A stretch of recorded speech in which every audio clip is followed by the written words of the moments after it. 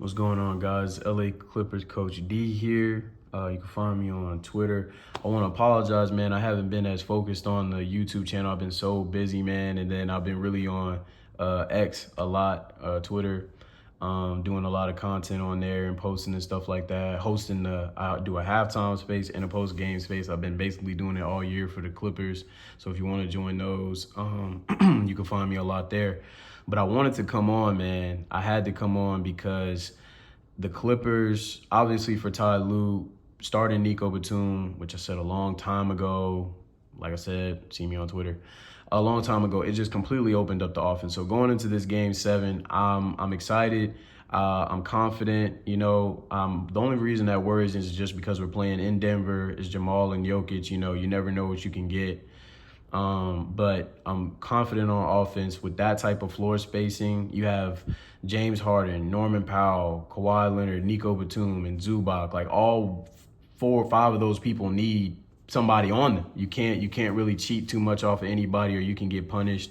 So I'm very confident with that lineup. The issue with that is that you would think is defensively, right? No Chris Dunn. Who's going to guard Jamal Murray? Ty Lue's opted for Nico Batum guarding Jamal. I don't think that's the best choice. I think if you put Nico on Aaron Gordon and put Kawhi on Jamal, I think that is the most optimized lineup, but that's fine. Nico's been guarding Jamal. He was frying the crap out of him in game 5, but at the end of game 6, Nico did a really good job. And there's basically 2 ways in which that we guard the Jamal Murray Jokic pick and roll, which you'd have to tell me who's been a better pick and roll duo in the past, recently than those 2. Like, that's such a dangerous pick and roll.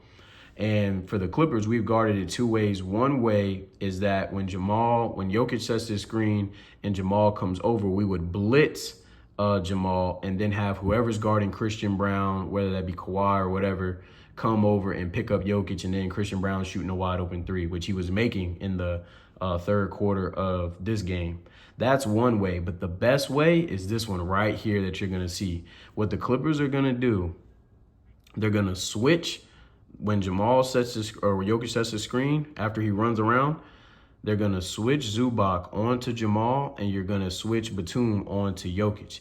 And you would think, okay, that's bad because now you got your center guarding Jamal Murray from on top of the key. But the key to this is that Jamal is not an ISO scorer. Jamal coming off of a screen, in my eyes, right now, at least this playoffs, he's only second to Steph Curry. He is so dangerous. And if you don't think I'm right, go watch that game 5. He was just unbelievable coming over screens. So you want to make sure that he's not able to do that. And so when you switch, now you're making Jamal Murray an ISO player. And you're going to see in this clip that Jamal, when he has to just straight up ISO, he's not having running over the screen. He's not as dangerous as he was before that, right? And also, well, let's just take a look. Games 3 and 4. So Jokic is coming around. You see him up top. He's going to set the screen. Here it comes. The Clippers are going to switch Zoo on to Jamal. And then notice he's like, all right, I got Zubac on me, bet. But notice what the Clippers are doing. Look at Batum. He's helping. He's gap helping off of Jokic, which is great because Jokic is not Michael Porter Jr. Like, Jokic catches that ball. He's not going to catch and shoot that thing. Now, if he does and he makes it from that far, great. You shake his hand. Hey, if you're going to do that all game, great. Fantastic. Same thing for Harden up there with Westbrook. If Jamal's going to kick that to Westbrook and Westbrook's going to make a contested closeout 3, if he's going to do that all night, great. That is making the Nuggets offense a very predictable, very difficult offense for them to run, right? Because that's not what they do. That's very uncomfortable for them. And I absolutely love that. And look at Jokic stay in front of Jamal. That is great defense. You have Kawhi Leonard under the basket. If Zoo gets blown by, you would just tell Zoo, just make sure you don't foul. Put your hands up and let Kawhi come over there and help that shot. I love that defense. I think that is the way. And the key to it is going to make the Nuggets ISO scores. And when they ISO like that, you always can send late help or gap help to make it very difficult on Jokic and on Jamal. And it's going to make everybody else, whether that be Aaron Gordon or Christian Brown or MPJ, is going to freeze them out the game because now you just have Jokic and Jamal playing iso ball all day.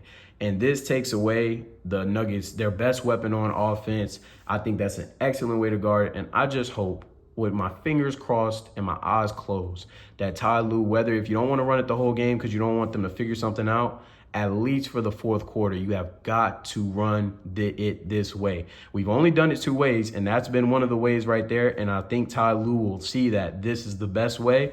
So to guard the Jamal Murray Jokic pick and roll, and on offense, man, run the Harden Zoo pick and roll. Let Kawhi ISO and switch on to Jamal. Norman's doing great on the catch and shoot or the catch and drives.